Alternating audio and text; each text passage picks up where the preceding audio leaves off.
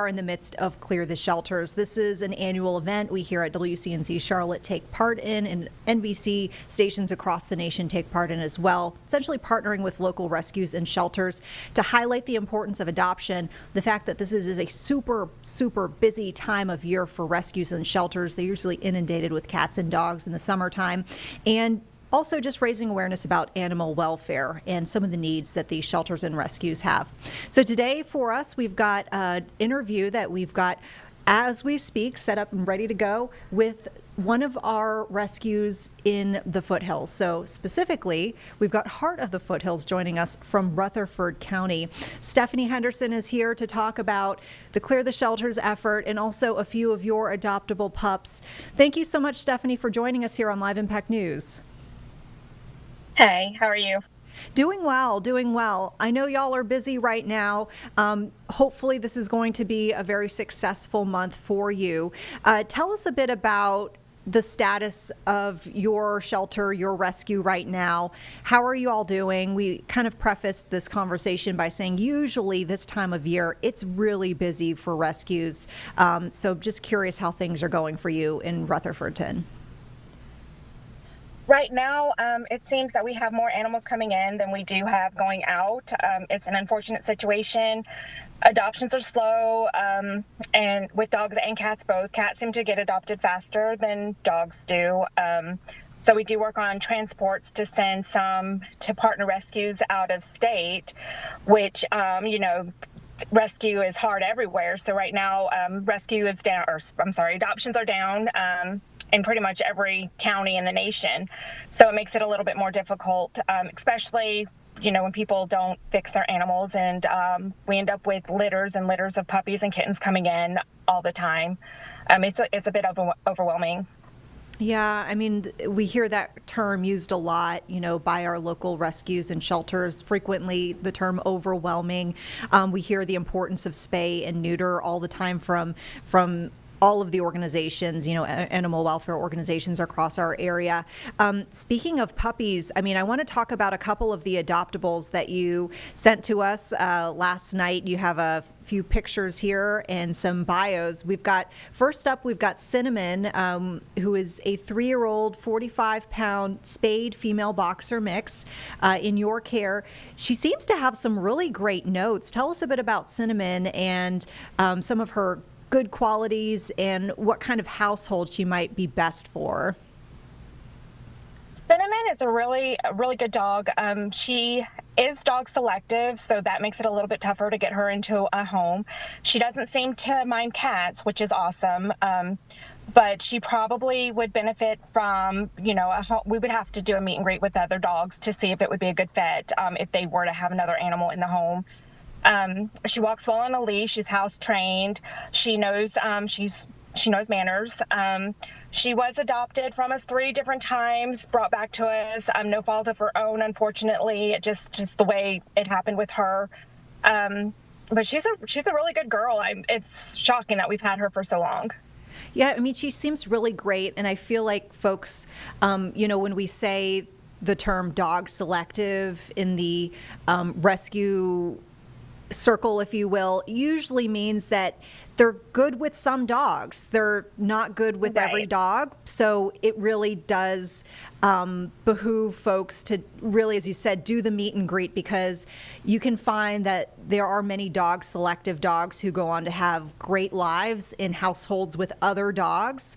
And it really just is a matter of finding the right dog. I've done a lot of foster work, Stephanie, with other groups, across the Charlotte area. And, we've seen, fosters do well with, let's say smaller dogs, or maybe they do really well with a dog of a different gender, but they kind of butt heads with a dog of a similar gender. So I don't know if you have any notes on the dog selectivity for Cinnamon, but that's probably something that folks can explore if they're really interested in her, right? Yes, and we would not advise putting her with a female dog around the same age. They would probably need to be either younger or older. I think that she probably needs to be in a home with a dog maybe more her size. That's just something to be determined. And what we try to tell people is, some dogs are like people. We don't always like everybody we meet, and it's the same with some dogs. But yeah, she would be the perfect fit for somebody that likes to go on hikes and enjoys water sports, things like that. She would be a great dog for that. Oh, what a cutie. And we've got up next here Babylon. So we've got a picture of her. And from what we understand, she and another dog, a third dog we're going to profile in just a few moments, they are siblings. So Babylon is 6 months, 40 pounds. She is a spayed female lab mix. And it sounds like she does great in all sorts of scenarios as well, but maybe a little bit energetic. She is definitely energetic. She does have a lot of energy. She would probably benefit from a home with a fenced-in yard. That is not a requirement to adopt from us, but some dogs would benefit from having a fenced-in yard as opposed to just being walked on a leash. She would probably be a good dog, a good fit for somebody who wants to go hiking and running and is very active outdoors. And we've had her since she was a tiny puppy, which it's unfortunate that we've still had her. But she's a good dog. And with her being in a kennel, when she comes out to meet people, she is a little bit energetic. But that's to be expected when you're in a kennel for, 22, 23 hours a day, and you have that much energy. Yeah, I will say, I've done some volunteer work at the shelter here in Charlotte where I, go and walk dogs. And sometimes they do get a little cooped up and, depending on how often they're able to get out. And then sometimes when you see that dog, that same dog that you're like, whoa, you've got so much energy, they get into, let's say, a foster home or they go into the forever home. And then you start to get notes on the dog when they're in essentially a normal living situation, if you will. And their energy levels have somewhat subsided and they're a big couch potato in some cases. So I'd always urge folks not to judge a dog's personality immediately right out of, off the bat when they're getting out of a kennel. So yeah, I feel like there's probably a lot of potential for her, once she gets into like a routine perhaps. Is that something that you would maybe agree with, Stephanie? Oh yeah, definitely. Yeah. And you were telling us that Babylon and Abednego, we've got pictures of him. So they're siblings. So we've got him up right now, his photo, 6 months old, 40 pounds, neutered male lab mix. He's got some great notes too. And you were telling us that they were both from the same litter and they were parvo puppies. Is that correct? No, these guys were not parvo puppies. Oh, okay. Cinnamon is a parvo puppy. I'm sorry. Okay. Yes, Cinnamon. She was a parvo puppy with her sister Nutmeg, who we still actually have Nutmeg as well. She was returned to us not long ago for some of the same issues that Cinnamon was having, as far as other dogs were concerned. But Abednego and Babylon I think that they would probably be beneficial to go into any type of home setting. I think that they get along great with other dogs, with cats.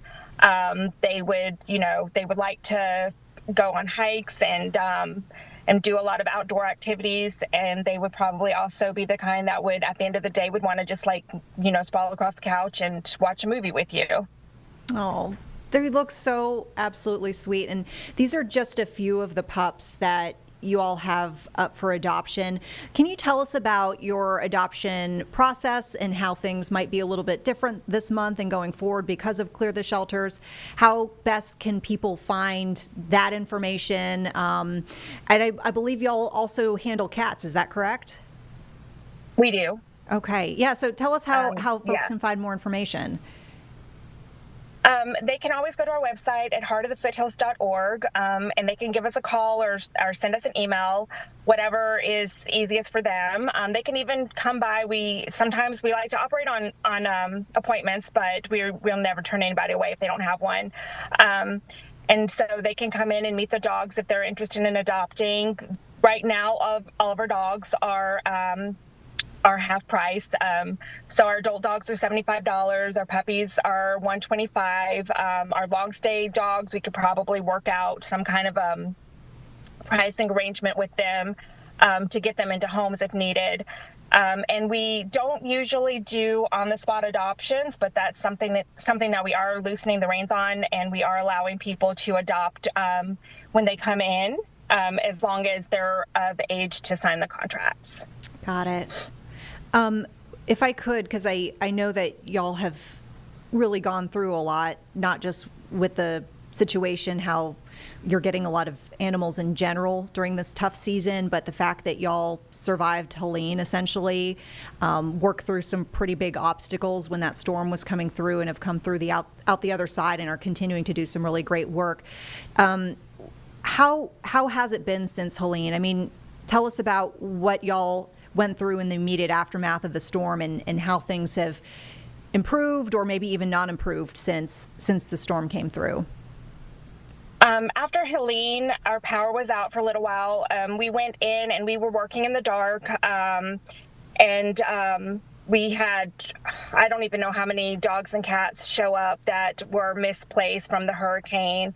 And we ended up having to send some to partner rescues because there were so many of them.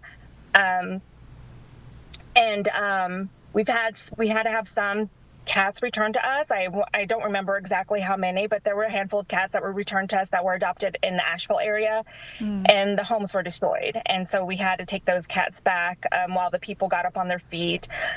We worked with other adopters that had, lost their homes and their belongings, and if they wanted to keep their animals, we were working with them to make sure that they could find a way to keep their animals so they did not have to enter back into the shelter environment.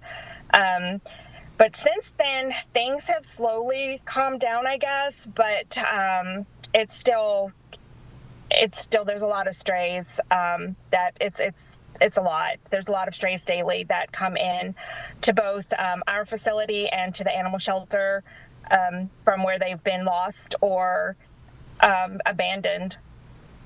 I think that, oh, go ahead. No, continue. I was going to say, I was just thinking that a lot of people have lost their homes due to, job loss or, even still related to the hurricane. And we end up with a lot of people abandoning their animals due to that, and which is unfortunate because the shelters are full. So they just don't know what else to do. And they just leave them on the side of the road. And so that's how we end up with a lot of our strays. It's tough. That is so tough. And it's probably not an issue that folks immediately think of when they think of a natural disaster. But I mean, we saw it with Helene, and we saw it, recently in Texas where they had that severe flooding, deadly flooding, where folks were losing their homes and getting trapped as well. And you had rescues coming from out of state to try to help. And I mean, I think folks don't always think about the pet aspect and how some of the pets can get displaced as well, and what that does for local groups in the area. So I commend you for all the work that you're doing. What can the public do to help you? Even if they're not able to adopt an animal at this time, Stephanie, what would you say you would tell somebody, next step, if you can't adopt, do this. This would be so helpful for us. I think that volunteering is a huge help. When people find strays and the shelter is full, I think that them, offering to foster until we can find placement inside the shelter or in a new home would be greatly helpful. And that way we can continue to build towards a no-kill. I think that that's probably the biggest, is just having the community come together to foster the stray animals. And keep them safe until we can help, until we can step in and find room for them in the system. Yeah. Do you have any donation opportunities? Are there special projects that you're trying to fund on your end, or just ways that folks can give money as well and contribute towards all of the efforts that you're working on? We do have a TNR program. It's kind of small right now. People can definitely donate towards the TNR program. We unfortunately don't have the funding to fix all the feral cats in our county. So it would be nice and helpful if people could donate towards that so we can continue to fix the community cats in the county. Okay. That's the big issue right there too. Yeah. Stephanie, anything else you'd like to leave us with before we wrap things up, either about Clear the Shelters or just in general, what folks should know about the work that y'all are doing and the issues that you're facing?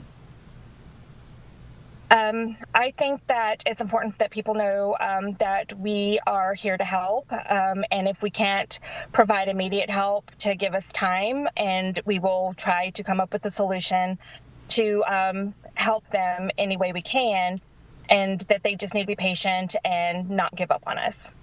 Okay. Well, thank you so much for not giving up on the animals. I know it's really tough. I mean, we hear time and time again from our rescues and shelters in the area that this is arduous work. Kind of seems like it's never ending at some point. So thank you. Thank you for what you're doing. And thanks for your time today, Stephanie.